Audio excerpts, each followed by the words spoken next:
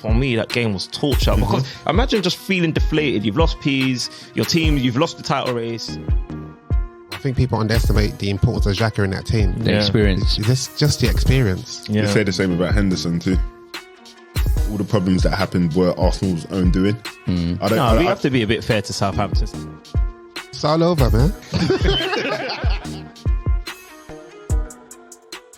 Hello, good morning, good afternoon, good evening, whatever time you're listening. Welcome to another installment of Podcast Pundits. I'm Drayman, avid Man United fan. I'm sure you already know that by now. But before we get into it, the usual stuff, you can find us on Spotify, Apple, Instagram, SoundCloud, YouTube. I think that's all of them, isn't it? TikTok. Google Podcasts. Amazon Music. All these ones you guys mentioned, do people actually listen to it? I haven't got metrics. Yeah, man. It's just good to just let everyone know, man. Just in case. We're on all platforms anyway. We've got it all covered. So yeah, give us a follow, give us a like, give us a comment. We all like the comments as well. So please do it. We're looking out for questions and things like that. So before I get into it today, we'll go through the panel. To my left, I go by the name of Strives or Striver, Arsenal fan. How you been feeling? Anything else? Great pause there. I don't know what else you wanted me to tell you guys, but yeah, man. I'm an Arsenal fan, man. I'm an Arsenal fan, still top of the table. Fair dues. Can't complain with that. That's the only metric that matters, I guess. Yeah, for now. Yeah. To the left, to Strives' his left. We've got Shegs, aka Man Like Shegs. Come on. Jeez. Very proud Newcastle fan. All right. Yeah.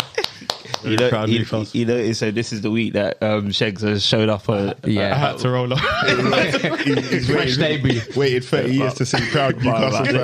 At 5:57 a.m. I got a hey, good morning, bro. So hey, good morning. No, there was no hey. I lied about the hey. But yeah, no, Shegs has been an highly anticipated guest. But yeah, he made sure this was the week that he made his appearance. Had to get in there today. No, you should tell us a little bit about yourself, Shegs, man. Well, as I said, proud Newcastle fan. I have to mention that again. But been a Newcastle fan from a toddler, not just since this new takeover, as people might assume, but yeah, been there from a toddler. And literally, I'm here to talk about Newcastle today. I don't think we get the plaudits we deserve. How does one become a Newcastle fan? Hey, big man, we're doing introductions, man. just letting the panel. I'll tell you. You're warming him up. Yeah, I'll tell you. So Kevin Keegan days, that's when I started supporting them. Primary school, Keegan, Shearer, Ferdinand, Ketspire. Oh, yeah, jeez. Those are the days. I love entertaining football. Philip Albert, Laurent Robert. No. Solano. The list goes on. I just like entertaining football. Obviously, as a toddler, you're not really thinking about. I wasn't thinking about location or it's not local. I just thought, I love this team. And since then, stuck with them. Mm-hmm. You guys are on the way up now, right? With them through relegations. Yeah, on the way up. Well, you never change faces like certain. Slightly tempted to go Arsenal. I ain't gonna lie. Nah. Okay. I was tempted. You wouldn't be the first to have done that. That's a great segue onto our next panelist, right? Introduce yourself. Yo, Del Estrada, the man of many club faces. I used to be like Shegs. I used to support Newcastle. I still keep tabs on them. But as I got older, I realised I don't go to Newcastle, so I wanted to support a team closer to my... That's fair. Closer to where I lived, which is... It still doesn't make sense because I don't live anywhere in North London. Not anymore. Never lived. No, but definitely not now. But yeah, as I said, I'm a man of many club faces. All my teams are doing well, so it's very difficult for me to pick one right now. So, was Newcastle your first club? Yeah. Okay. What's the other clubs? Just remind the listeners because it's hard to keep up. AC Milan. Wow, okay. That's a new one. No. It's Arsenal. Cool. Newcastle. Smooth. And Man City. So I'm not sure about this Man City one, man. You got to leave that. That is crazy, Pep. Wherever Pep goes, I go, innit? So okay, fair enough. Until then. Modern supporter. Right. And finally, last but not least, Yes, it's the Right Honourable Joey Nomadic, aka Mr. Two Gun An, aka Liverpool's number one supporter. How do you know you're number one? I'm number one. I've seen the rest of them, bro. They're coming a close second, bro. But you're a supporter that always bets against them, though, right? What are you talking about? My financial? Come on, man. What's he doing? What's he doing, bro? Come on, bro. Anyway, number one supporter. That was an outburst from the host. Yeah, come on, man. I don't know where that came from. Hey, do better, bro. But yeah, just here to enjoy football. And before Liverpool, I support football mostly, innit? So yeah. Just a love of football overall. I think Overall, like most of the guys in there. No, not like most of the guys. That's an exclusive, right? Isn't it? Still. All right, let's get into it. We had an exclusive Friday night game. It was Arsenal versus Southampton. Ended 3-3. Arsenal's title hopes dented despite like a thrilling comeback. Like, let's put it into perspective. If I start with De La Strada firstly. It's all over, man. It's all over, Jackie. Don't cry, don't beg. Are Arsenal overthinking it too much now? Is this what's happening? Well, Arsenal fans, Arsenal the players. Everybody, like in terms of like, is it playing on their mind? Because obviously they drew the last one and then the one before that, and then no, because if you break it down, Liverpool 2-0 up at Anfield, you can't be playing under pressure and beating Liverpool 2-0. But it's just complacency. Then with West Ham, that was just complacent again because they felt it was too comfortable. But with the Southampton one, you just can't legislate for the mistake at the beginning. But what I did realise is that after they went down, rather than playing their normal game, it's like it was just rushed. It was just rushed, like as if there was only 2 minutes left of the game. They should have relaxed a bit more, but I think it's only the Southampton game that I could say, yeah, they had it in the back of the mind because they didn't play the same way. It's like, okay, a mistake happened. It's a bit of like shell shock. Like everybody, you've played the game, bro. Yeah. So when you concede fast and rapid, and you wasn't expecting it. Somebody needs to grab it by the reins. And you wasn't expecting it, so it's like, right. It's like what the analogy they say in boxing, whereby you can everyone's got a plan until you get punched in the face. So Arsenal had a plan, but as soon as they went a goal down, it's like, wow, we shouldn't be a goal down. And then they started playing frantically, then left Gabriel. He should have defended better for that pass. He should have positioned himself a lot better. So I'll, in answer to your question, I would say it's only that game that I felt the pressure was probably on them. But because I think recently, it was like Antonio from West Ham said that he wouldn't reveal who it was, but apparently like one of the players from the Arsenal camp, he was saying that they're now starting to talk about how well Man City are doing, whereas before they were focusing more on just themselves, getting on with it. If we move on to you, Strives, come on. Like, what's your take on it? Like, in terms of, we've seen you guys go down early, and it's not been a problem. So, what made it any different, especially being at the Emirates as well? I think the other results definitely played a part in it, though. Yeah,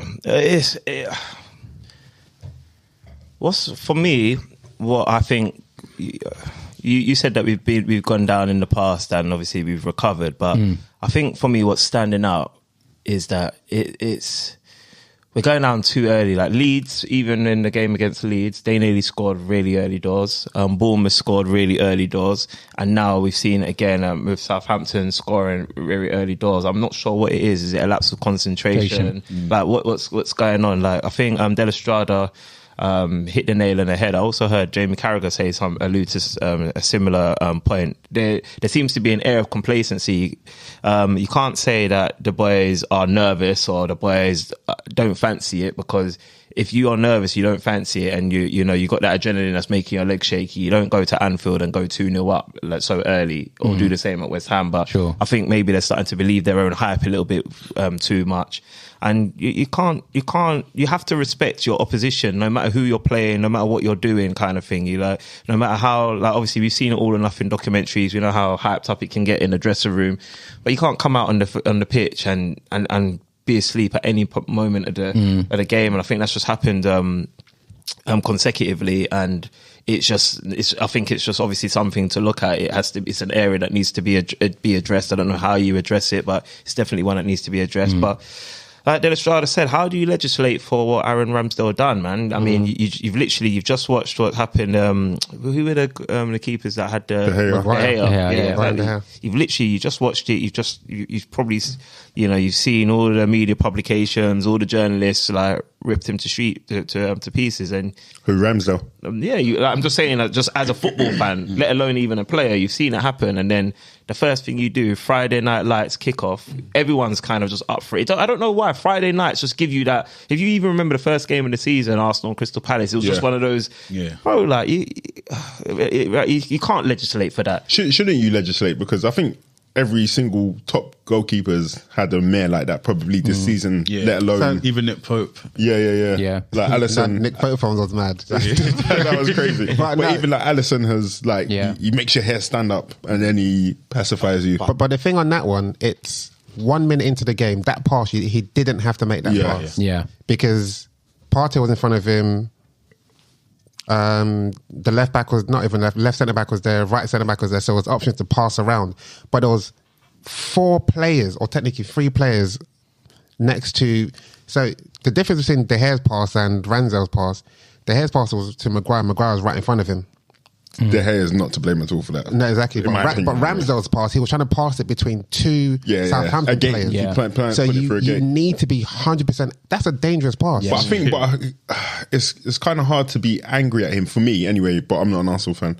But his confidence in his distribution, and that's what has kind of gotten Arsenal to where they are. That's fine. But the thing is, the game that started, you don't have to force that pass. Play it safe. Keep it. As the game goes on, it's a highlight reel pass. Yeah, you don't need to do that right now. And it leads towards the complacency that I spoke about. Like you have to have such an air of confidence. One might even call it arrogance to attempt such a thing. And then said before the same thing last week about Partey trying to flick it over. Exactly. And all of a sudden, you're 27 seconds down, and now all of a sudden, the spotlight almost shines on Arteta, because then you're looking at, all right, boys, who have we got on the pitch that's going to rectify this? And you're looking at our middle, and then you guys know how I felt about Fabio Vieira's performance in Europa, and we're like, now he's in a completely different predicament. He's now having to fight back from being a 1-0 deficit, where we probably expected to have all the ball, control the ball, what have you. We're playing a completely different game, and now all your tactics go out the window. And that's probably why, De La Strada, when you said that it looked like we were rushing, is because we're panicking almost. Like we need to get that control back. Overcompensating. Overcompensating, and it's just getting worse. It's just getting worse. But that's what it comes down to when people say it's the difference between Man City, most of the players have been there, done that, brought that up. Cool, I'll go down. We've got 85 minutes to play or whatever. Yeah. But Arsenal, being the youngest team, one of the youngest teams in the Prem, it was just like there was no one, and everyone criticises Xhaka. I think people underestimate the importance of Xhaka in that team. The experience. It's just the experience. They say the same about Henderson too. Yeah, no, that's what I'm saying. As a footballer, I don't rate him, but I appreciate what he brings to Liverpool. Yeah. But he can probably bring that on the bench though, man. Who? Xhaka. No, but Henderson. You needed that on the pitch. You needed that on the pitch. So I wasn't mad when I saw Vieira, but as the game transpired, I thought to myself, Vieira's there, but Zinchenko's still playing like an inverted fullback. It was just.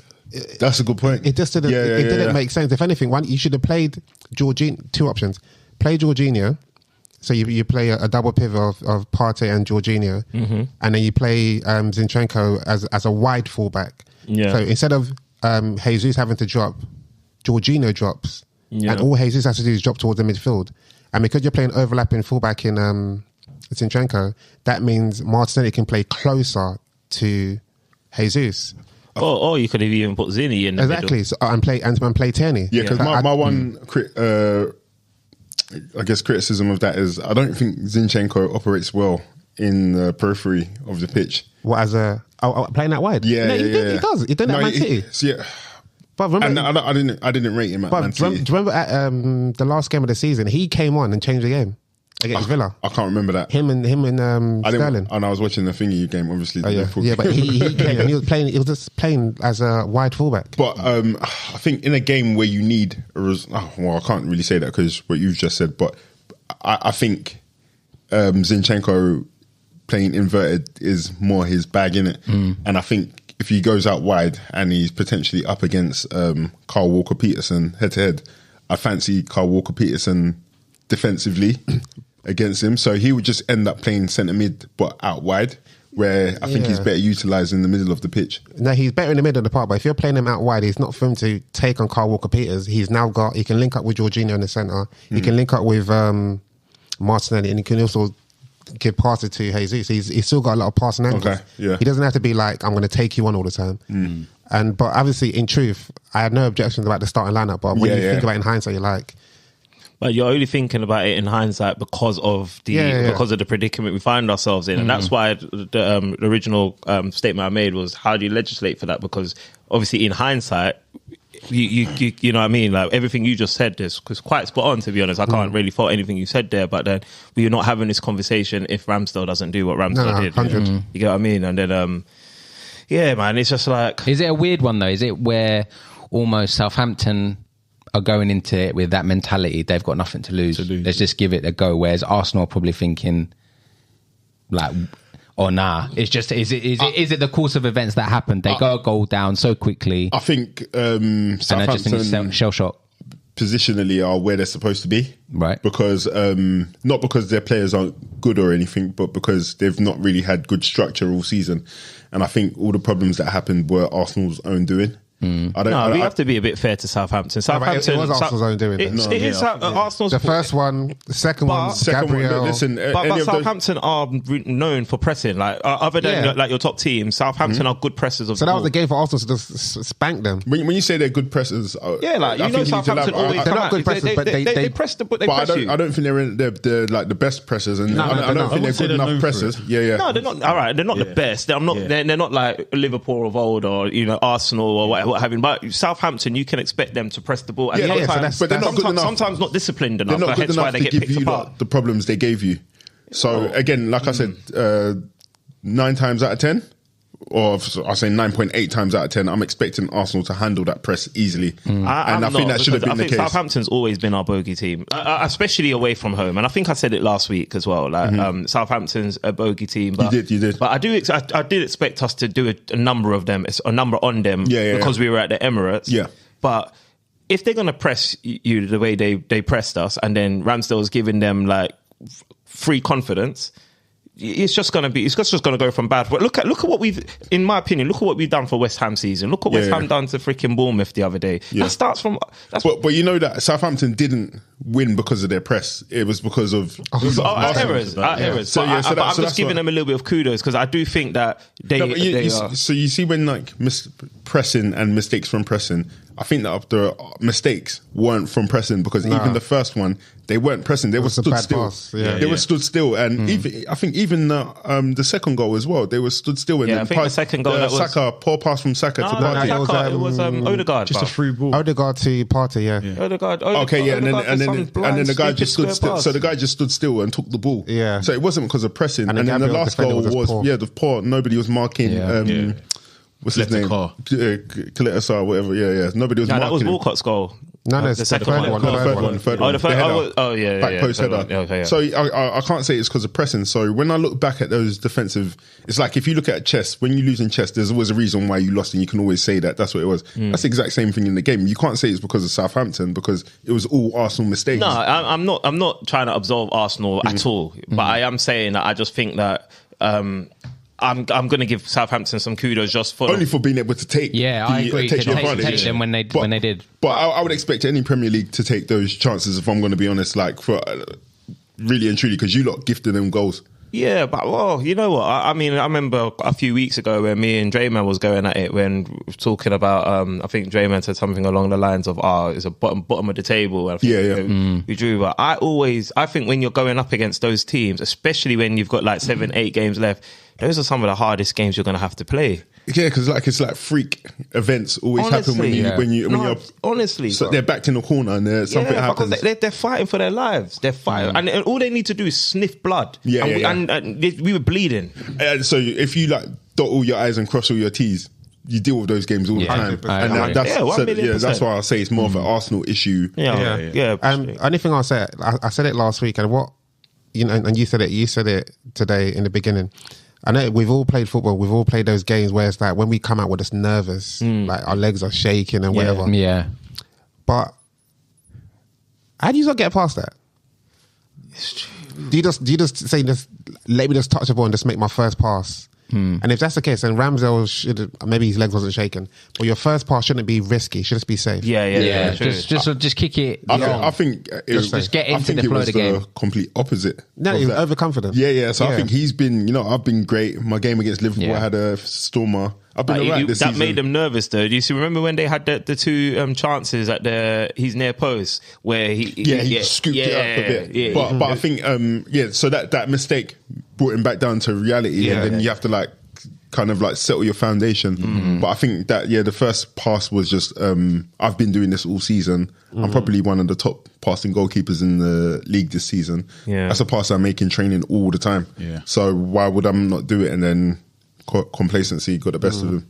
Yeah, man. But generally, I think Arsenal just need to just go back to basics and play the games, not the occasion. Yeah. Can you go back to basic with our with obviously our team? We're missing. I think you can, because that when you did that huddle the second time.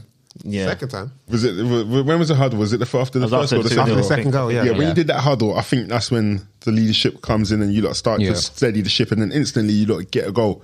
Because I think potentially you went back to basics for, albeit a little bit, but you went back to basics and the game seemed a bit calm. And then obviously people start putting their money on Arsenal to get the 3 points. And then obviously the next goal isn't your goal, but so I think you do have the kind of leadership, and I think you guys do have the ability to steady the ship.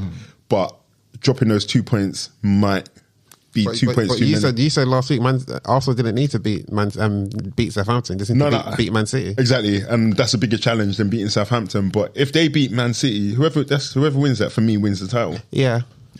But if Arsenal had won that game, even if City beat them, what? No, I think Arsenal would have. For me, that the mentality of that game. If Arsenal beat Southampton and City beat Arsenal, I think Arsenal crumbles from that point on. But especially if they beat Man Southampton and beat City. Then of course it's Arsenal. I say, like I said, whoever wins it, it's their title for me. But if Arsenal beat Southampton, they had a caution to say, you know what, we can lose to Man City. No, not lose.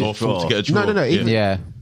No, you can still lose, because that means Arsenal have what, 6? Arsenal would have been 6 points clear. Yeah, I agree with you. And now we're at 7. We would have been 7. Yeah, exactly. Yeah. So I think the problem there is, though, if Man City beat you, that means they go on. They're galvanised by that, and I think any questions that maybe Mikel Antonio was saying are being asked, you ask that going into your next game, and then you're always looking back at Man City, and that's when your confidence is. I think the boys have been waiting for the City game. I think that's what it is. I think they better turn up then, isn't it? Yeah, no, but you know what? I think I've been one of the people that has been really negative about going to the Etihad, but I think right now I've got nothing left but hope. But mainly because to me, I put obviously gambling's not great, guys. Yeah, but I put no, it is if you're good at it. It is if you're good at it. When we were 2-1 down, I put a pinky on Arsenal to win the game, because I just thought, there's no way we're not gonna beat Southampton. And then we went 3-1 down within 5 minutes. So I was like, okay, cool. So I thought, that's that. When you're so deflated, so I thought, this game's finished for me. And then obviously 85th minute has come. 86 minutes come, and then Martin Odegaard just hits that goal, and it's 3-2. I'm still not thinking anything. I'm just like, whatever, man. You've made the scoreline look respectable. The season's over. Then Saka's scored. I'm like, Wow, hold on a second. Because me as an Arsenal fan, I was finished. Most Arsenal fans I've spoken to Well, I after the switched game. off. Yeah, Tapped out. At 3-1, I was Tapped like, I'm like, yeah, it's my Friday. I can't do this anymore. I See, didn't even know the final score until the morning. And I was like, oh, Arsenal drew. see? That's just what I'm saying. Arsenal fans literally gave up on that game. And It then, didn't look like that sort of match, though. Yeah, neither. I don't think it looked like that sort of match. Like what? At 3-1. now, for the I still neutral. thought Arsenal Yeah. win. No, for the, Yeah. for the neutral. For the neutral. Yeah. Yeah. I just felt like I could see an Arsenal. The pressure was mounting on Southampton. The more I was but- watching it, it was almost like, you know, when Crystal Palace just go deeper and deeper and deeper. That's what But I felt Southampton were like doing. because they showed they were just having that luck where they were blocking everything on the line. So I personally didn't see it, even though I knew it was a possibility. But I Yeah. just thought it's just going to be one of those games where Arsenal don't get it. But Oh, what, you actually thought we weren't getting it? Even when you saw the 8 minutes show up on the injury clock? Yeah, that I 8 put, minutes I was put the crazy. bet on. Oh, you put because one as well? I'm a gambling man. Oh, you did? Okay. Okay, so I weren't alone then. But I Yeah. was using my winnings, so it wasn't my okay. personal money. but what time did Trossard hit the crossbar? Was that after the third goal? Yeah, that was in the injury time. Okay, yeah. You know what I mean? So And the thing is, I was thinking this earlier. I was like, Arsenal, yeah, like, you know, when you're in the title race or when there's so much on the line, you can't enjoy football. No. Because the way I've been hearing everyone talk about how great this game was, for me, that game was torture. Because imagine just feeling deflated. You've lost Peas, you've lost the title race, and your team's 3-1 down, and there's like 4 minutes left before And it's a full time. Friday, so and it's a your Friday weekend's night. dead. Your weekend's not even kicked off. I can't even talk. If I told you where I was, let me not even go into it. hate losing the Friday fixtures. bruh. You have to wait for the whole weekend. Bruh. Yeah. And then the group chats are just going off. I'm just seeing the phone go bling, bling, bling. Everyone's just happy and I'm just pissed off. But then, so this is where the point I was trying to make. We've all given up, Arsenal fans. The players must feel that energy, because even at the Emirates, people, the commentators are saying it, and my bro is the season ticket holder, and he's been going religiously kind of thing. He's gone way more times than I have this season. Big you up, bro. And he was telling me, yeah, man, people were leaving. Yeah. People were leaving ASAP. So the Silent players at can 3-1. feel that energy. Yeah. And even still, like, when everyone's given up on them, they found it within them to still fight and still bring it back to 3-3. Yeah. And I don't know, they may have been acting at the end. You see all those scenes where they're all laying down on the floor and crying. No, blah, blah. come on, it hurts, man. It must hurt, but I'm I part of me thought they did that because they were exhausted. It's mentally exhausting. It's Like, exhausting and I think hurt. Of course, yeah. But, man. but to see that, you know, like after you've gone through that roller coaster of emotions, because Yeah. I stayed watching the whole game. So I went from being completely finished, there's nothing in me, to, oh my God, we're about to win this game. Like I remember saying, even if we win 4-3, fuck you, I don't care about you guys. You're not going to win the league. But when we nearly won 4-3, I'm thinking, oh my God, we're winning the league. Just to get all the way back up there and then to be deflated, oh, damn, we drew. And then I'm thinking to myself, sorry to ramble, but I'm just thinking, hold on. You guys went from being completely finished to raising me up to the point. I think I even saw guys in the group chat. I think I saw Opes say, Arsenal are sick. United can never, like, even neutrals was like, hold on a second. This It was a great game. Yeah, this was a great sight game. to behold. Obviously, Great you for had the your, neutral. you had your people going, well, if you can't beat Southampton, Don't forget, Man City lost in Nottingham Forest, so it happens. and this is it. And there's going to be so many more. Those of us that spin in title races know there's so many more like twists and turns to come. Like City's got a massive May coming up, and they've got hard fixtures as well. Chelsea's got a big say in this title race, no matter what we think of them. Yeah. Brighton's got a big say in this title race. Obviously, Arsenal's got to go to Newcastle. We'll talk Newcastle in a little bit. Yeah. Before Sheggs gets excited. So I got a quick question, because when Liverpool lost 5-2 to Real Madrid, you said that Arsenal would beat them 2-1.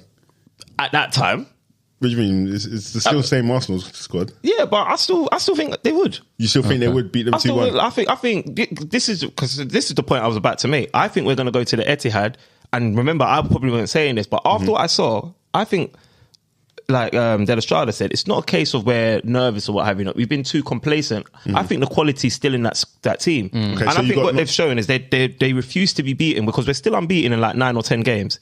You got knocked out of Europa League by Sporting. But on penalties. You nearly died against who was it again? Sorry, on Friday.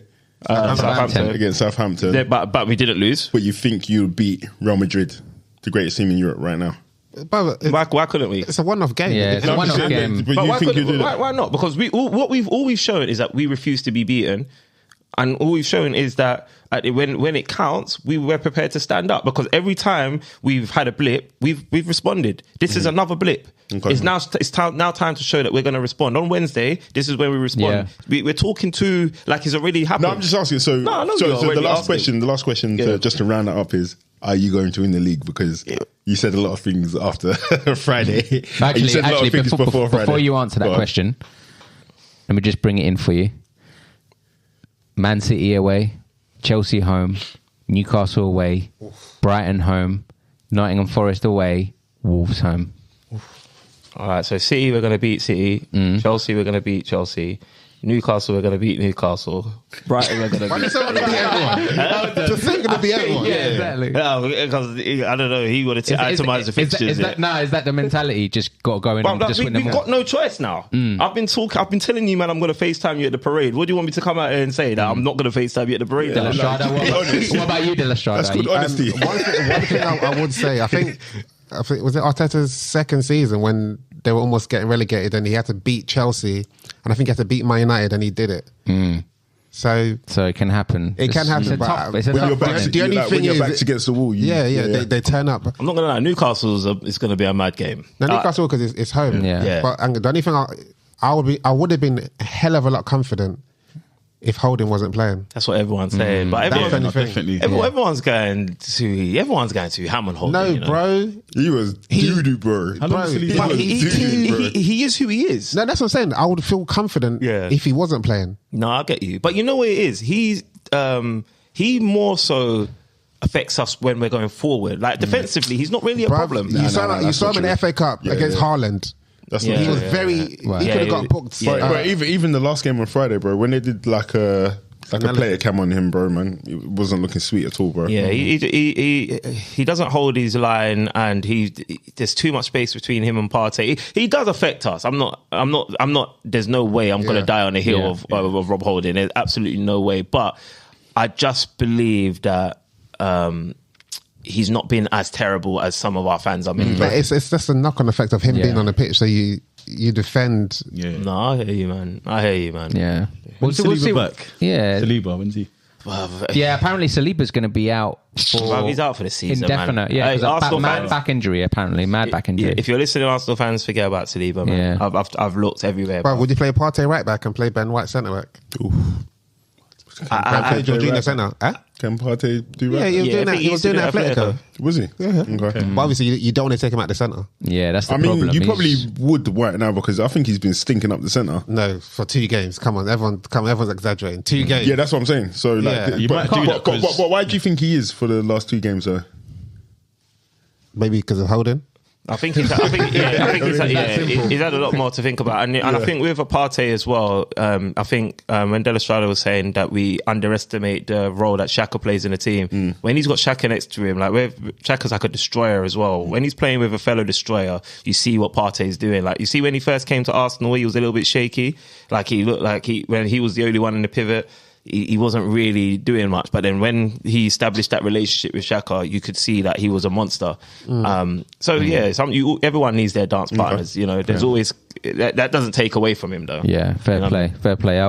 What I will say to just wrap it up here is that that because obviously we're moving on to Tottenham, that'll be our next game. Because they lost, now it's no longer mathematically possible for Tottenham to finish above you. So well done. You know what I mean? Yeah, that rivalry. We don't celebrate that kind of stuff, man. Ooh, that's a lie. That's a lie. I remember when have we ever celebrated finishing above Tottenham? You me specifically, bro. Me and the Strives. Yeah. Get him out there. Get him out there. And get out of here, man. I felt you were the lamest of the lames for that as well. Bro, if you don't come with facts, if you don't come with facts next week, I think Jules might be right because your dad supports some Spurs. Yeah, but it was an internal rivalry. If anything, I used to like Spurs a little bit because of my dad. You love that Spurs because they're trash. Because they bottled the title against Leicester. I remember it clearly, and then I was thinking, what's that got to do with me? You guys came 5th. Why are you even laughing at we came Tottenham? We came second that season, you whatever, freaking donkey. whatever. But you came. Do you know what I mean? You know why this guy gets on my nerves? He just comes with fake chat. But you remember it though. I don't remember. laughing at Spurs. I've laughed at So Spurs. I think there's credence in I'm what like, Dre saying. Dre remembers, bro. I'll never celebrate finishing above Spurs, bro. That is ridiculous, bro. That's like celebrating finishing above Aston Villa. All right, we'll move on anyway to This guy's rude, bro. Hey, bro, listen, if you want to fight me, I'm right here. I'm right here, bro. We'll move on to another thriller of a game. It was at St James's Park. Newcastle 6, Spurs 1. Spurs concede 5 goals in the first 21 minutes. As the hosts, they just ran right, didn't they, Shegs? But It's your boy Shegs. let me just ask you this, because Newcastle, they're chasing that Champions League dream, right? Yep. But what do you feel the difference was in the game? Do you feel it was Newcastle playing well, or were they just exploiting that the madnesses that Stellini was employing in that game in terms of his tactics and his lineup? Definitely. I think it was a bit of Tottenham obviously going into the game wrong tactically. I think you don't play you don't switch it from 5 to 4 at the back. Yeah. In such a high profile game. Yeah, you don't switch it from 5 to 4 at the back in such a high profile game. And let alone with that, you've got Pedro, what's his name again? Pedro Porro. Yeah. And you've got Perisic, the yeah. fullbacks. They're Yeah. not even known as the best defensive fullbacks. Yeah, definitely. Up against Newcastle's wingers, who are obviously on good form. So once I saw the team sheet, I knew we was getting 3 points that game. I just knew it from the team sheet. Yeah. I saw Holberg, I saw Skip. I saw that midfield, there was not enough creativity. Yeah. So I think it was definitely, I'll give it a lot of... A big factor was the Spurs team sheet. But I'll say, obviously, with Newcastle losing the previous game 3-0. Yeah, that was out of character, right? Yeah. So a lot of that was, I think Eddie Howe sat them down and said, boys, listen, it's in the change room, something's happened. And yeah, we've got a response that we needed. I knew we was going to get the response at home to Tottenham. Because I remember saying to someone, I went to go watch Newcastle Brentford away. The person I went with, I said to them, and I remember looking at my phone. We beat Brentford that day, but I remember looking at my phone and Spurs won. I can't remember who it was, but they beat someone that I was expecting for them to drop points. I was thinking... I think it was Brighton, was it? Was that Brighton? I think it was Brighton. Yeah. Someone I was thinking... Oh, they cheated Brighton. Yeah, didn't they they? cheated. Yes. And I remember saying to I was like, do you know what? The only response to this, because I hate when we win and Spurs win or those around us win. Yeah, So yeah, like, of I course. feel like it's not irrelevant, but I feel like it doesn't feel the same. So I was thinking, I remember saying my response was, we just need to place our Spurs ourselves. Let us deal with them. Yeah. And when Put it the happened record straight. yesterday, I rang my friend. I said, listen, you remember what I said? I said, we need to do it ourselves. Can't rely on other results. And the way I'm seeing Newcastle right now, That's big, man. That's a 6 point. I genuinely feel on our day, I feel like we can beat anyone in the Premiership. I knew he was going to go there. I genuinely do feel at home. Well, I think anybody in the top 6 will think that, innit, though. Like, Yeah. Not Man United. No, I think On Man their United on day, their day, they can still beat somebody. Didn't they beat Man City on their day? Yeah, they did actually. Yeah. What do they think They they cheated can them beat there. them on their day? I think Marlon was quite confident of winning, taking 3 points. Is that fair to say? I would. Yeah, I don't know how real the confidence was, but but vocally, he was saying the right things. It was just trying to speak into existence. I don't think he believed it. but it worked. So do you know what I mean? That means on their day, technically, they can beat anybody. No, I make you right, Shegs. I think when at your ground, Yeah. Newcastle, We're a different animal. Like, Yeah, it used to be, obviously, that completely. used to be Liverpool at Anfield, but Yeah. I genuinely feel like on our day, as I said, we've had played Man City at home. That was a thriller. Which 3-1 up, we should have won. Finished 3-3. But The good thing I liked about Newcastle is they just kept going, and then it's like the goals just kept popping off. You know, Didn't like take when, their foot off the pedal. Yeah, you know, like when you Yeah. see a lot of teams, they're like, "Oh yeah, guys, we're gonna win this. We'll just coast." But Newcastle, they went for the Arsenal, kill. innit? Literally, The no, last two I said that in my. I said, Yeah. you can No, I'm not- take your jabs, Real but I said talk. that in one of my Guna groups. did, I was yeah. like, this is exactly what we should have done to West Ham. This is what we should have even done to Liverpool. And, you know, no disrespect to you, Joey. Yeah, no, I'll take but it. when you're 2-0 up, that's what you do. Yeah. Relentless. I don't even think Newcastle knew what they were doing. They were just Going for it.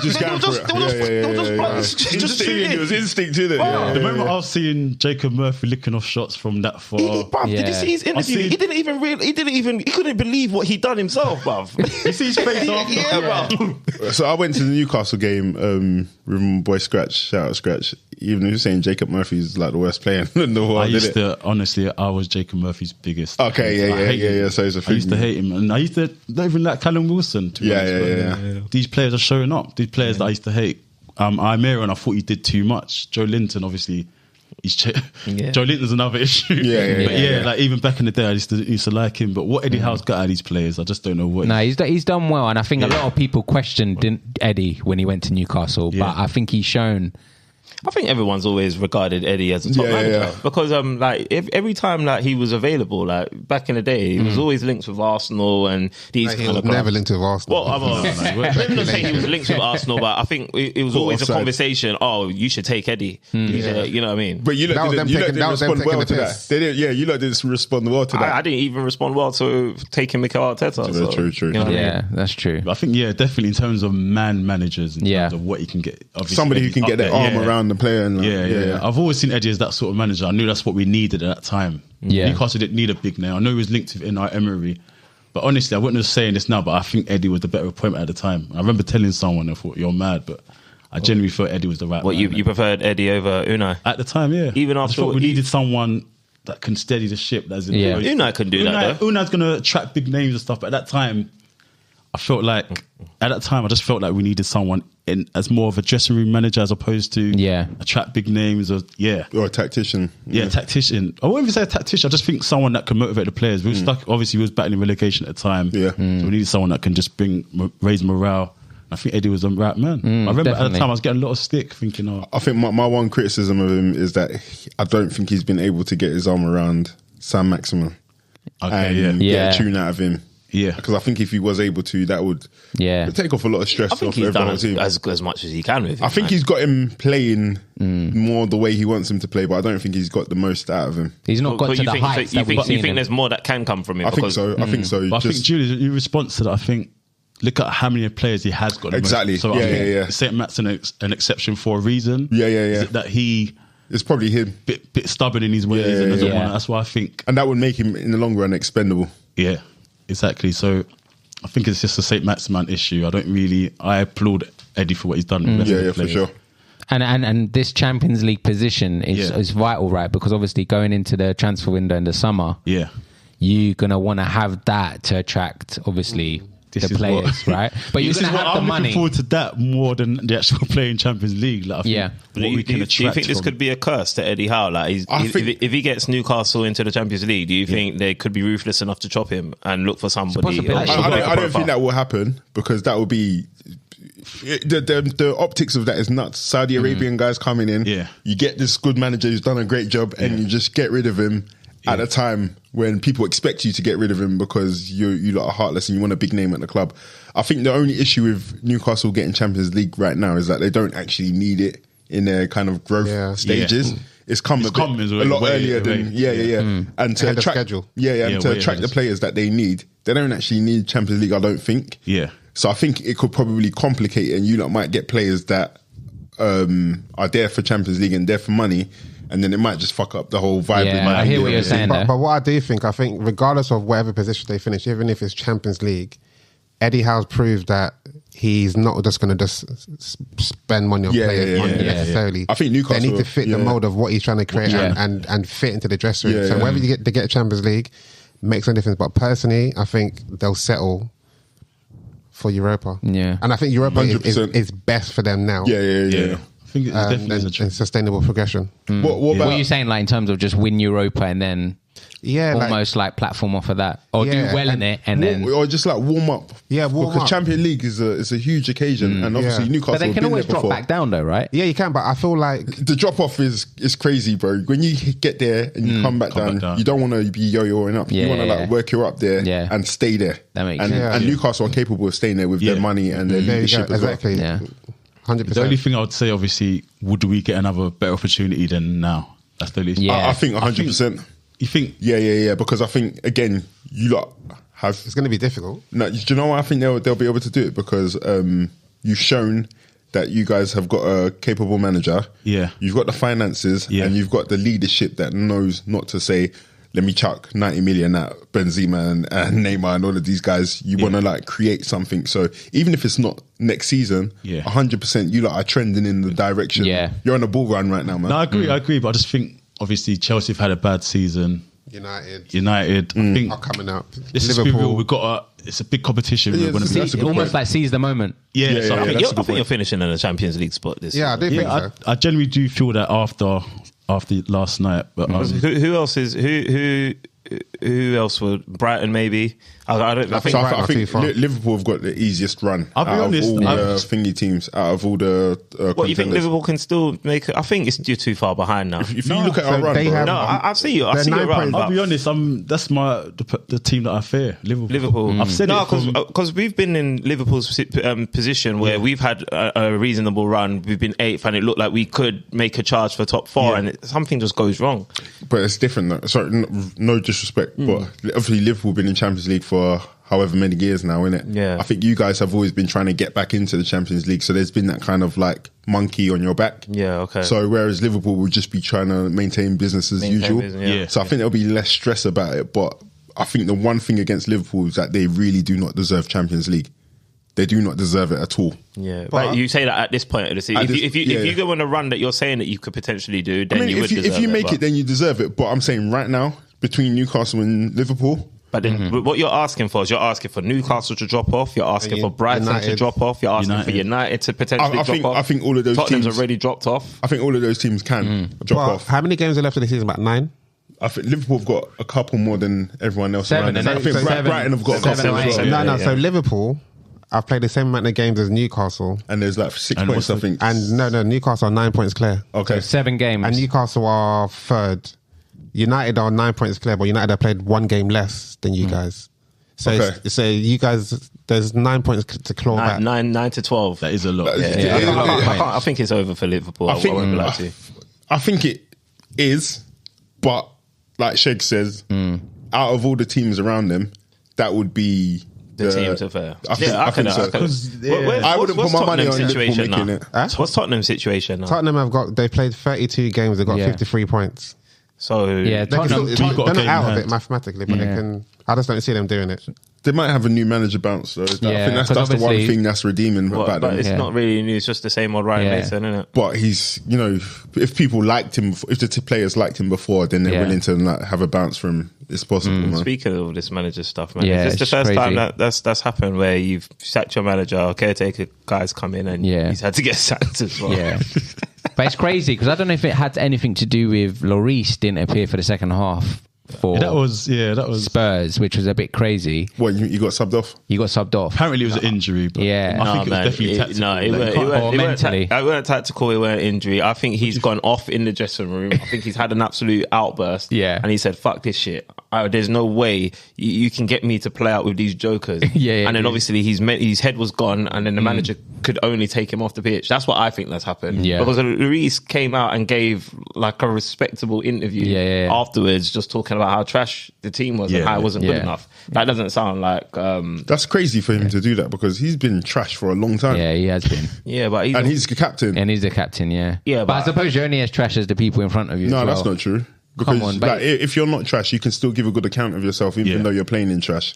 I mean, that's how most big fish do that in a small pond, isn't it? Yeah, but when you're peppered like that, I was because sometimes when you get peppered, you have better stats, bro, because you face more shots on goal, innit? Yeah. So he doesn't. He's one of the people that does face a lot of shots, but always has mares, man. So.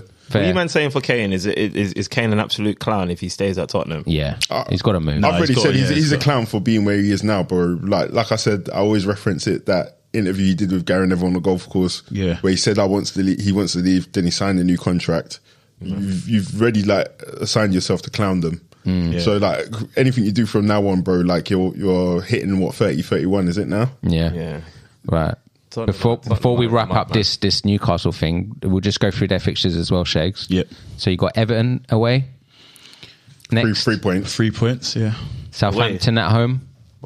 We win that. 3 points. Arsenal at home. 9 points. I'm going to go draw or a Newcastle win. I genuinely can't see an Arsenal win. Come on. I genuinely can't. I think it's really similar to the fixture. We have to win it. We've got no choice now. So hang on. That would be off the back of either Man City win or Man City loss. So does that change the result for you? But so even Arsenal beat Man City, basically. Remember, we got revenge to get against Newcastle as well. They fucked us over last season. I genuinely choked out thingy in the box, innit? Yeah, what's your big boy? he choked somebody in the box and they didn't get a penalty for it.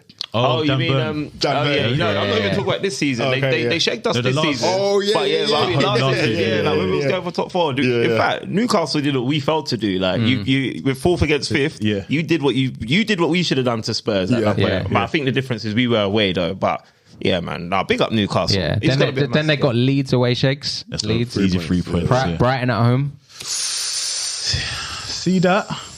That could easily finish a draw. Yeah, that's a tough game. There was more than there was for the Arsenal game. I need to put some bloody respect on that.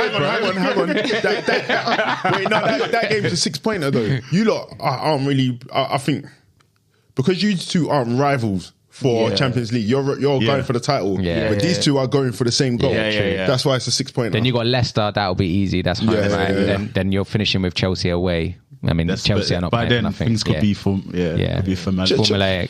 Chelsea owe you a beating though because you lot embarrassed them. Yeah. Oh yes, at Stamford Bridge, right? No, we played them at home last. Okay, but you lot embarrassed them as well.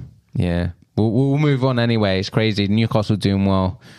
I think it's going to be a very interesting running anyway. Big up Newcastle. But as I said, I genuinely feel we'll get top 4 now. And it's an excellent season for us. Yeah, it will be. At the beginning, I predicted a top 8 finish. So for me, top 4 is like I'm living in. Like, this has been a great season for you. It would have been dope if you guys got the League Cups, man. But what you did to United in the Prem, you should have done to them in the Cup final. It's a shame. It's a shame. I wouldn't change that. Decent payback.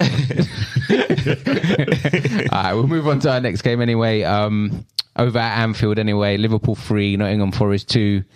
Mohamed Salah's 183rd goal for Liverpool edged a 5-goal thriller, Joey. Liverpool still showed those signs of inconsistency despite having so many chances and taking the 3 points. So are you going to go back to same kind of old Liverpool? No, I think this game's a bit different and I want to shout out Cooper. Is it Steve Cooper? Yeah. Steve Cooper, yeah. I think he done brilliant tactics. So you saw the last game what Awani did to Joe Gomez. And is that a 1 year or Awani? Awani, whichever one you want. But that guy's aggression. Did anyone watch the game?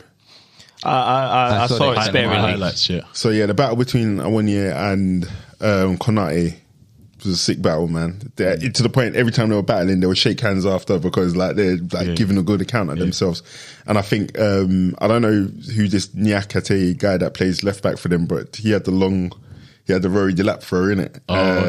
So it was like Liverpool weren't prepared for what they brought them. Yeah. So it was a good game, man. The goals that Nottingham Forest scored were pretty good goals. And they had a couple chances as well. There's even an overhead kick that he had that just went wide in the second half. But I was just happy to see grinding out a result, getting the 3 points, and still keeping that kind of fortress mentality at Anfield, even though we've lost the game this season there. But and Jota did well, didn't he? Yeah, I'm happy to see him back, man, because obviously there's been an ongoing debate with who's better out of Rashford and Jota. I still think that Jota's better than Rashford, bro. But obviously, I think I might be. I think Jota technically might be better than Rashford. Technically. Yeah, because I don't know if anyone saw Jota's goal. It was a clean goal, bro. Yeah, that was took clean. It down in the box. Yeah, chest, knee, volley, half volley, bottom corner. So, what are you basing these claims on, though? Jota being better than Rashford? Just a better goal scorer in general. You just prefer his goals, the kind of goals he scored? Yeah, I think the range of goals and the technical ability that goes into it, and I think his movement as a forward player, for me, is better than Rashford's. So let me ask you a question. Can Rashford do what Jota's doing at Liverpool? No. In the current setup, he can't do it. No, well, like I just said, the third goal, I even messaged Marlon straight away. The third goal that Jota scored, I've never seen Rashford bang a goal that involves such technical ability ever in my life. Okay, then. To bring the ball down on his chest, bring it down on his knee, fight and get into a position where he's got time and space for himself like that. That's not his kind of play. No, that's just an individual goal. Yeah, but then but Jota does that so often. Then my next question is, do you think Jota can do what Rashford is doing at Man United in a dead team? The way Rashford has been shining for the last couple, not saying last 2 seasons, he's probably been the most constant player at United this season and the season before he got injured. Let's say this season and 3 seasons ago.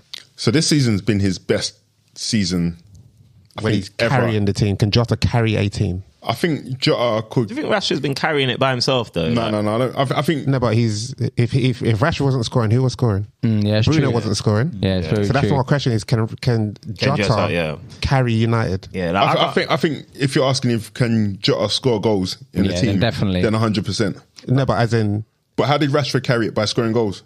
Because Jota can and do sometimes he's creating something out of nothing. Yeah, I think definitely Jota can do that. But again, for me, in terms of like an eye test, when I watch Jota play, I find it more appealing in terms of seeing a range of like I said, left foot, right foot header, movement off the ball, and all of that kind of stuff. For me, I think Rashford's got a bit more linear movement. Yeah, and but I think Jota's got a bit more culture in his play, so it might just be an eye test thing for me. I think Jota's more of a team goals kind of player as opposed to Rashford is more of an individual brilliance. Go on a long run, beat players, but I can't see Jota doing that. So I think like Rashford will pick the ball up on a centre circle, beat two man and get a goal. That's not really Jota's thing. United, you need a player like that as opposed to, because they don't play football like United Liverpool. counter attack. Yeah, exactly. So you need more of a player that can do his own thing, and that's why I think Jota won't suit United as much as good point. Yeah. But not to make it about them too anyway. So I'm just saying it was good to see Jota back because he's had a bit of a dusty spell. Yeah, I thought he did really well. Really bad injuries, and then obviously I think just to kind of like go back to the conversation between Liverpool and Newcastle and all the other Champions League contenders, we're getting our players back in as well. So Luis Diaz is getting minutes. Thiago's back on the pitch. Nunez is back on the pitch and getting goals as well. So it's I think this is kind of how it happened the last time we had our shit spell where we didn't have any centre backs, and then all of a sudden towards the end everybody comes back and then we just have a late charge. Again, for me, the way we've been playing and the way we played on Saturday isn't enough to say that we deserve a top four spot. A bit too late. Too little too late, but it is nice to see. And I think the one problem is that all season we've been saying that we have all of these bad areas in our club that need to be addressed. The one problem that might come from this is that we start playing a bit better and then the manager, FSG and Klopp are like, we don't need to get a new midfielders. Like, we've done all right, man. So, yeah. I don't see that happening. I think whatever happens, Liverpool will be set on. Because you guys will probably be back next season, but it is definitely dependent on you refreshing your middle. And I don't think there's nothing you can do this season that will make anybody think otherwise, because let's have it right, you've underachieved compared to your last 5 or your 4 or 5 seasons. So although I understand as a fan that might be a legitimate concern, I think as somebody outside of the club looking in, I can definitely see that Liverpool won't. I don't believe Liverpool can allow this to happen again, because you're in a position where you can control your own fate right now. If you do try to be like, I don't know what the word would be, but complacent, arrogant, or naive into thinking that just lazy. There's no way. I think that you guys are gonna address it, because they need a revamp in it. Because even getting this your win, it was a good a win, but let's have it right. Nottingham Forest are where they are because of it's 3 set pieces. Any team should be doing better than that. If you're like a bottom club, you should be. I think all the goals were set pieces. All the goals in it. All the goals. The whole game, theirs were from throw-ins, innit? No corners. So Gibbs White, he's got a banging volley as well, bro. But I think they all started from throw-ins.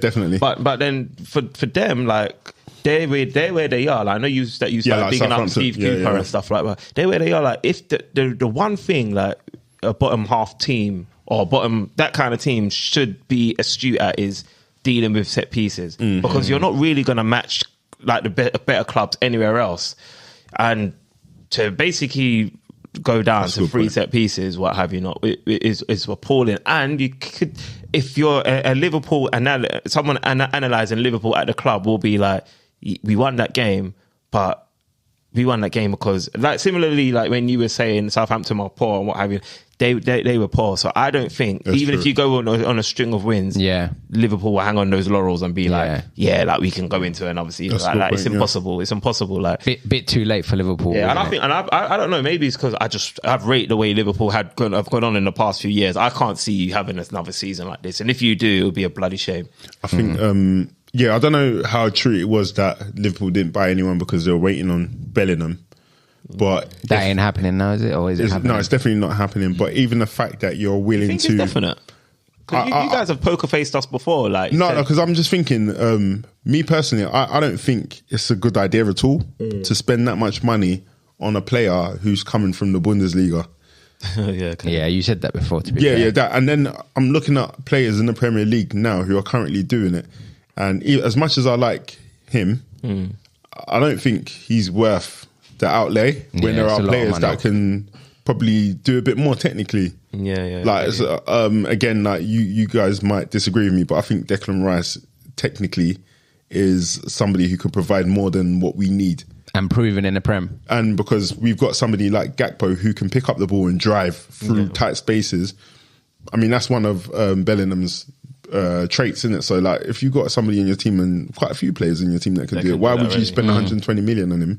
And then I think we've been linked with 20 million for Gravenberch from Bayern Munich. That's the kind of profile player that we should be getting. Players that don't cost too much money, that you can get a couple of them, and if they don't work out, you move them on. Like spending 120 like use your money wisely kind of thing. So I'm hoping that we are learning and we do that kind of stuff, because again, if the rumours are true that we said we're not going to go for somebody else because we're going to get Bellingham, and you've literally put all your progress on hold for a whole season, and you've dropped down to 8th, maybe even 10th. I think we might have hit 10th in the league. I can't remember. But you've dropped down there when your nearest rivals, Man City, are still out there doing their thing. It's embarrassing. So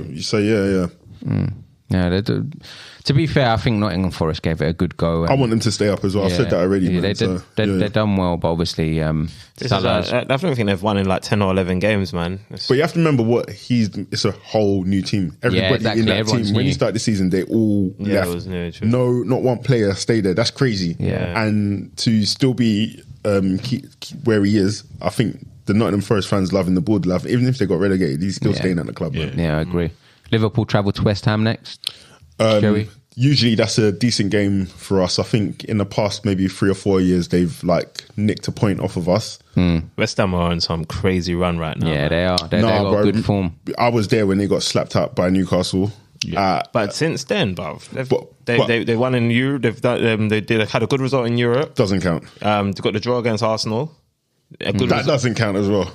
No, do you know why it doesn't count? Because Liverpool had the same result against you lot. So I can't count Europe because they're playing Genk. Genk. That way, bro, man. But the form they were coming off of. What about Premier League? Exactly. What about Premier League form? And then they went back to Genk again. I think they qualified, and then they went to Bournemouth and then spanked them, bro. What's their Premier League form then? Is it so their out of Premier the League last form, 5? It's got 2 losses, 3 wins. No, 1 draw, 2 wins. If you're restricting it to just the Prem, but if you restrict it to all the games, like there's an ascendancy in their form. Like I think there is even in the Premier League, but I still think it's only 2 games. Yeah. I think they've only had 2 decent games. That's enough to change your dressing room. It's form depending on 2 games. So you got 2 European games. But they've always been okay in Europe because they've got this far. And it's the Europa Conference League, so they are going to be better than most teams in that league. But then look at the teams. So Arsenal from 2-0 down. To getting a point and potentially could have won that game. And then Bournemouth. But they didn't just beat Bournemouth, they spanked Bournemouth. That's true. But again, Bournemouth are relegation. High, innit? That's what Dan's trying to say. They're on form. I get where Dan's coming from. That's all I'm saying. I don't think the morale is high. I think it's okay. And it's better because again, remember they lost 5-0? Yeah. To Newcastle, so that's going to take a lot of undoing. And they lost 5-0 to Newcastle, and then Newcastle lost 3-0 the following week. Bro. Yeah, it's true. But it's still 5-0, bro. It's still 5-0. Because remember, we lost 6. But you're discounting the fact that West Ham have had that drumming, and then they've got like 1, 2, 3 consecutive games. You're counting in Europa Conference. You can't count that, bro, because it's a league that's lower than their standard. Because like I said, I didn't even say this, but Liverpool and West Ham have had similar seasons in that they got pretty much the same team as last season, but they're massively underperformed. So I think we're both in the same kettle. And then my friend was like saying, bro, you can never compare Liverpool and West Ham. And then I was like, hang on, Yeah, bro. you were saying this Then they last both week. had the same exact result against Arsenal when he said that, bro. Yeah. So, Yeah. I'm saying think we're it'll be a both good game, same boat. So personally. I would expect Liverpool to take the points, but I wouldn't be surprised if it was a draw. That's not a game I'm fearful West of. Ham at home as well. It's not West Ham. Like, Oh boy, let's hope your words don't eat you up, boy. it won't eat me up because I haven't said that we're going to smash them up or anything. I'm just saying you're trying to dance on the fence, but essentially what you're saying is you expect to get a point or 3 points. No, that's exactly what I'm saying. I expect 3 points. Double chance Liverpool is what I'm saying. Yeah. Fair. Right, that's all the Prem games rounded up. We've got the final two to just go through. In the FA Cup, we'll start with Man City. They beat Sheffield United 3-0. Business as usual, De La Strada. Yeah, man. Did you watch it? It's one of his teams, isn't it? It's one of his faces. Yeah, but that wasn't really a game worth Yeah, watching. it was in the background. And we knew what was going to happen. Yeah, Because it's about how many goals City were going to score. And yeah. Sheffield sometimes- United had that chance quick on where the keeper saved it. Oh, what, in the first half? Yeah. But my thing is, this is sometimes this is I can't even talk freely about these guys because I want them to do well, I also want them to fail.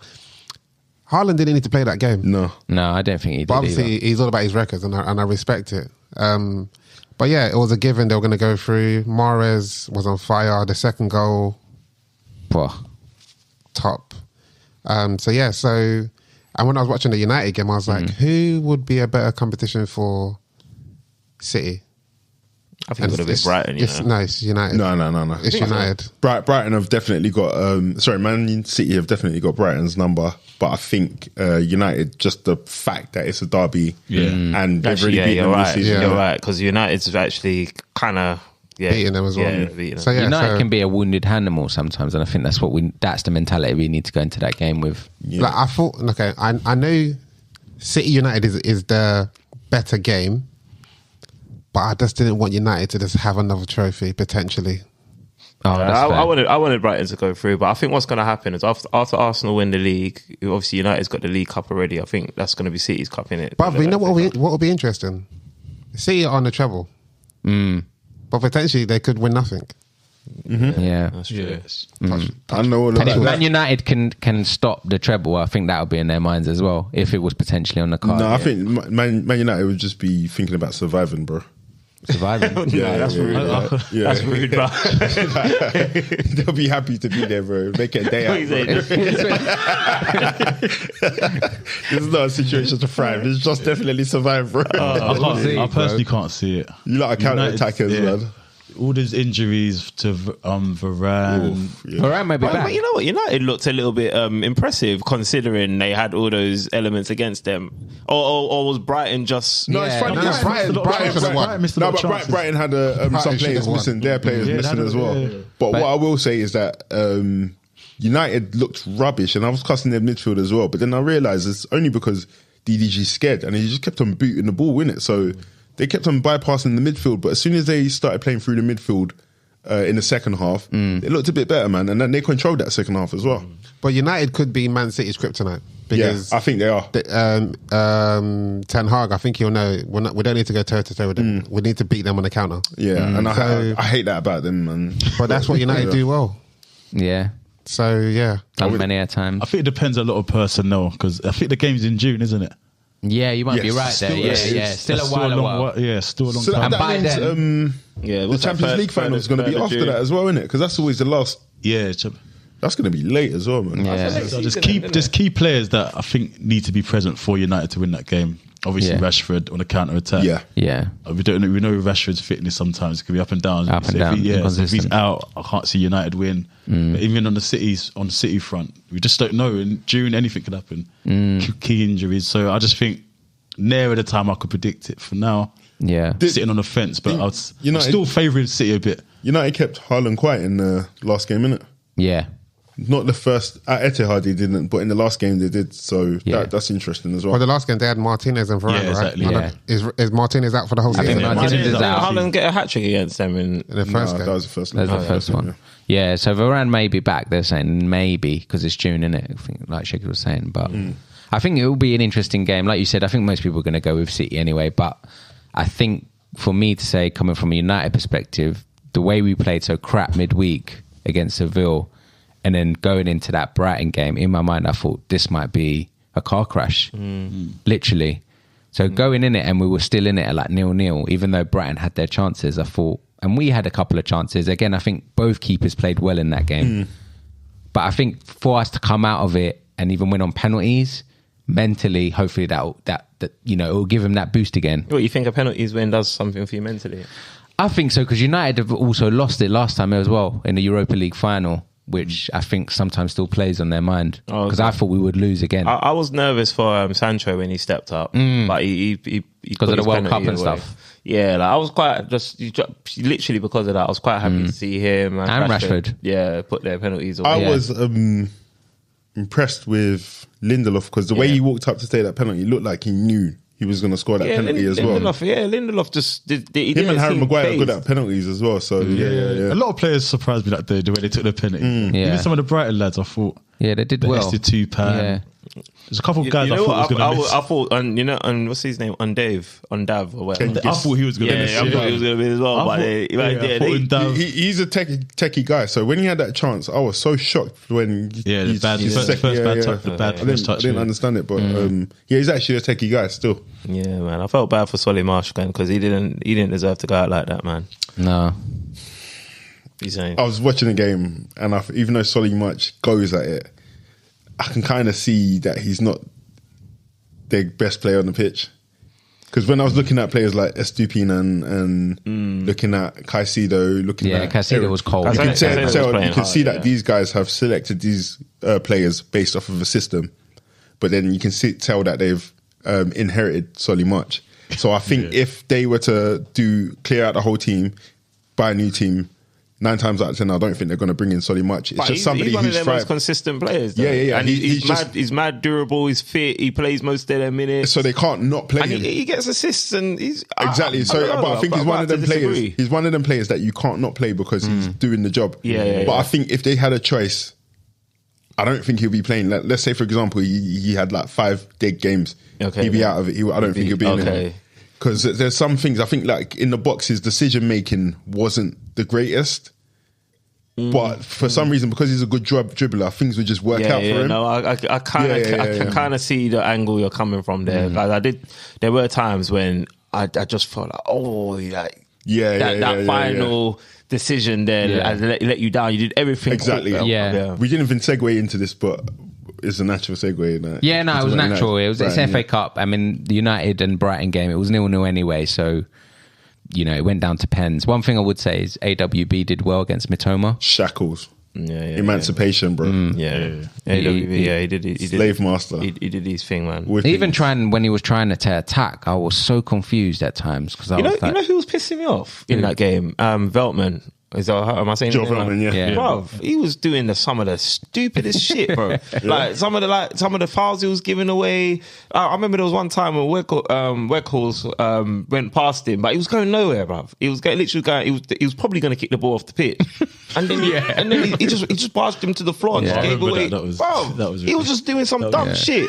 And I think I was looking at him more because I haven't watched him play like properly for a minute, but he's in my fantasy team, so I was like, he's normally on my bench. I'll just draft him in if I'm not sure about some of the fixtures. I was looking at him going, bro, what the hell are you doing, bro? Yeah. He was pissing me off in that game. Yeah, it was crazy. Do you not think you should have maybe done a bit more to get Caicedo now watching that game? But what else could you have done? You pay 70 million. If someone doesn't want to sell, you can't do much. I don't know. You know how I feel about Arsenal and the transfer market. I don't think that we were really intentional. Yeah. Sorry, just to respond to that, because obviously if you wanted somebody, you would have known what the price was. So that bidding 70 million, I think it was just for sure. It was like when they tried to get Suarez. So what you're saying, they should have bid 100 million? No. They should have had a serious conversation. That's a serious bid. No, not the serious bid. I'm saying Brighton bought him for how much? 3 million? No, I'm saying have a serious conversation to say, like, we need this player. Can we get him in next season because this is a serious guy? They wanted him for this season because they're pushing for the title. Yeah, but if you're waiting for next season, is he still bagging them? There was not really any point there because you knew that he was not going to get him. He's making some mad comments. So first he started flirting with Arsenal again in one of his statements, and then literally maybe a couple of days later he started talking about Real Madrid. Yeah. It's going to be interesting. He can't fit in Real Madrid right now. They've got too many midfielders. Real Madrid will take him. But they've got too many. Even Tchouameni's not even been playing recently. Yeah. No, he played in the Champions League, but bro, I think he should be looking potentially at a way out because Thingy's even playing left back now, isn't it? Cameron Vigo. Yeah, and he played sick left back. That's what I'm saying. Even Capavinga can't even get into the centre. So it doesn't make sense. Tchouameni Really. didn't play. Capavinga played. No, but remember they're building for later in it. So these are the right profile players: 21-year-old, 18-year-old. I saw something in Real Madrid. I think they paid Valverde. Is it Tchouameni and Capavinga was in total 120 million thereabouts. It's stupid. And Jude Bellingham's 150 or something. So it's like, what's the point? Crazy, bro. Crazy. Yeah. And so that again, sorry, just to take this back, man. It's just lazy, bro, man.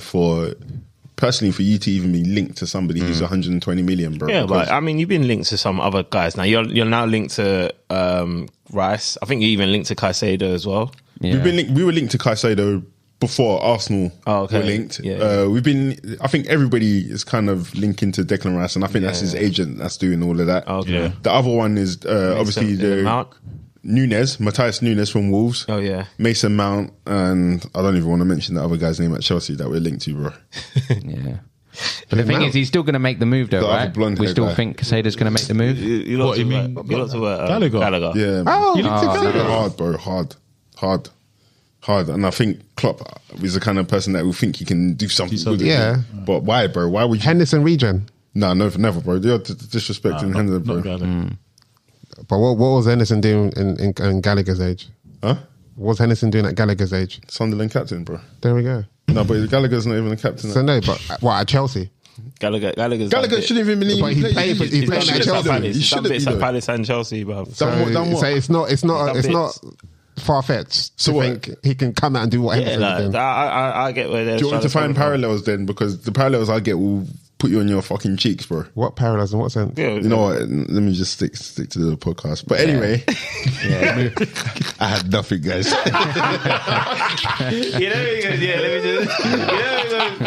want me to do? You know what? You're lucky it's Ramadan. But, It's not even Ramadan anymore. but the links are kind of pissing me off. It's just like I'm praying that in the background we've got like a decent list and nobody really knows about the players we're going after, man, because there's some real talent out there, man. And but even like Sandro Tonali at AC Milan, bro, that's somebody who, even though Italians don't do well at Liverpool, Alberto Acolani, rest in peace. But like the other guy we were linked to is the one at Inter Milan. Oh, I keep forgetting, bro. I blazed the zoot today, so my head is all over the gaff. I don't even know who Centre mid. Beretta. Nah. Who? It begins with a B. Yeah. Is it Beretta? It's not Beretta, no. I have no idea who you're linked to. Anyway, but a couple players. I'll get the name up while Dre moves on. Yeah, we'll move on to the final segment now. Back pages, where basically we pick either a club, team, manager, who we felt standing out for us. Smooth. We'll start with you, Della Strada. How come you never start with me, man? Yeah, Barella. Beretta. I will give my back pages to Napoli. They won again at the weekend. Big game. They played against Juventus 1-0. Then their fans all chased them. Yeah, they got sick. But ultimately, I'm giving them the back pages because they're doing what Arsenal can't do right now. They're sitting pretty at the top. Calm. Says there's wrapped and sealed. What about you then, Strives? I'm giving mine to Wrexham FC. Shit, so you taking mine, yeah? Was that yours? Yeah. Yeah, man. No, yeah, they've done too sick, man. Yeah, they've done dope. Obviously, the Hollywood stars have really, I've got them some solid sponsorship, pumped money into the club, and now got them promoted into the way they got Ben Foster out of retirement as well. Yeah, I know, because he was really just a podcast star, but now he's really back in, and he's enjoying his footy again, bruv. So yeah, man. So obviously won the National League title, and they're back in what's what league are they? League 2. Yeah, that's it. League 2. Was it Vanarama the one they won, isn't it? The Vanarama League. Yeah, the conference. Yeah, Prem. Cool. Man. So yeah, man. Well done, Wrexham. Yeah, Shegs? I can only give it to my own team. I was going to try to be humble, give it to someone else, but I just think the bounce back they gave, the performance they gave, the result they got yesterday was a real statement. And some of the individual performances, I don't think Newcastle really get the plaudits they deserve, to be honest. Like, for example, who's standing out? For example, did anyone see that Willock pass? But I put it in the group. Messi-esque. I would have said KDB-esque. Honestly, I just think, Newcastle overall, so no individuals, just everyone. I would say overall, no one stands out for me. I think it's been a collective team effort. performance. Should we get a call up into the England? There's been talk of that. For that one pass. No, just in fucking contribution. Conor Gallagher's in the England squad. They've been talking about that, and they've been talking about captain. Longstaff because no one else does the dirty work in the England squad like Longstaff. Calm down. That's what. This is what. This is not you. Whoever said it. No, because I remember, Longstaff used to get abused still. Yeah. That's another one that I used to abuse. But no. Oh, well, you're having him again. You have it? But I'll go as far as saying without Longstaff in my team, we don't look the same. It's mad because Really? no one does that dirty work. Okay. And leaves Bruno to do his thing, leaves Joe Linton to do his thing. Yeah. I can't believe I'm saying leave Joe Linton to do his thing now. Imagine. You guys have come a long way. Leaves Willock. Yeah, that's what I'm trying to say. So, but I still say, going forward, like, Longstaff not the answer, but But I'll say, the answer to your question, I'll say it's got to be Newcastle. All right, pick up Newcastle. Apparently, I think Newcastle are linked to McTominay. Yes, Would you take him? Longstaff has been working too hard on his own. He needs someone to take over for him. Do you know what's funny? I'll say no in the answer to your question. The only reason I think it's that sort of, I think in the transition we're going in, it's that sort of level I would say is the right level, as opposed to trying to go higher for better, higher players. But I think I don't think McTominay brings anything that Longstaff hasn't got. So not McTominay as a per se, but someone of that level I don't mind. I think it's a transition, but I wouldn't say McTominay. Do you think they can maybe push each other though? McTominay and Longstaff. Good they point. Probably can, but I don't think McTominay's going to leave Man United to go to Newcastle to try and be a sub. You want McTominay to leave United. He's going to want first team, play every game. Finally, Joey. Mine is actually. I'm going to give this to a phoenix from the ashes. Everybody thought he was dead. Everybody thought they wouldn't see him again. But Aaron Wan-Bissaka, bro, because Matoma has put the fear of God into a lot of fullbacks.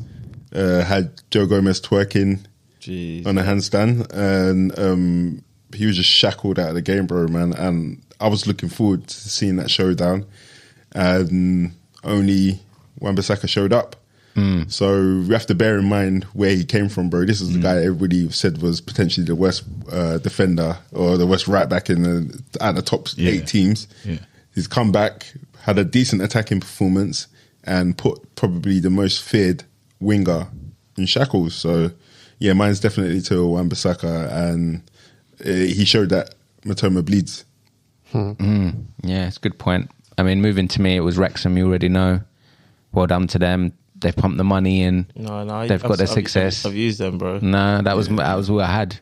That was all I had. I can't lie. I was hoping no one said it. Okay, you can't build on top of what Striver said. You clearly said what Striver said. Yeah, but that's the thing. It's just the celebs brought in the success. They put their money where their mouth is. Yeah, kind of structured the club right. It's a great success story, and the fact that it's such a small club that the celebs interact with, and that's what they want, isn't it? I've got a hot take though. I think this is where it kind of ends for them, because you have to understand they injected a lot of money into a club, and a club with no infrastructure around it in Wrexham. I don't know if anyone's been there. I've actually been there before. No, I've never been. No. I'm not going to say it's a shithole. It's actually really nice, but it's a really small area, innit? Right. So when you get into the League 2, where you've got a bit more money, it becomes a different ball game, and I don't think you can outpay everybody without having a larger outlay. Yeah. So I don't know how long these guys are invested or interested in the journey kind of like plateauing for a bit before it gets better. If they're just here for the instant gratification that they've had so far, then that's perfect. But this is when the real job starts. When the real work. Yeah. I get you. But they may employ people to take that on now. I think that's more likely because they've been doing like the promotion and marketing hands on themselves, innit? Like, got a Disney show and all of that kind of stuff. But yeah, it's fair. Be interesting to see. I mean, they've done well. Like, if you it's almost compared to like Salford City that the United players #United. Yeah, tried to do. Salford, right? Salford City. So they've done well. That's the end of our podcast. Thanks for joining us. Obviously, we'll be talking about the top of the table clash next week. So join us same time, same place. We out. Peace. Peace out. Peace.